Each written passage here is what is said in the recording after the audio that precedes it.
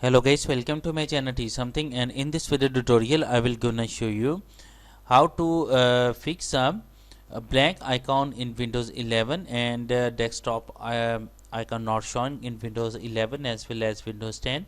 So how can fix this type of error? Let's get started. Before starting of the video, I humbly request you please subscribe my YouTube channel for more updates. So let's start. Okay guys, first of all, the first method is that first of all right click on a start menu and go to your run tab. After doing this tab, type percentage local app data and percentage. After that click on OK.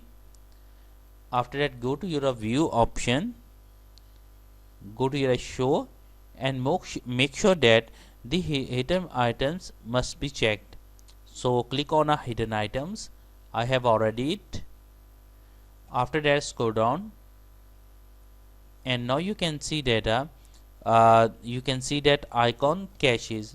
So select this file, right click, click on delete button. So delete it and close it.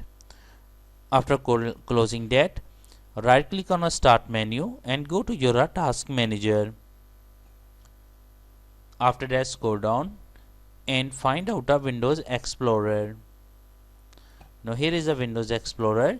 Select it and click on restart. After restarting that, close it and restart your computer, and I am sure that after doing this step your problem is fixed.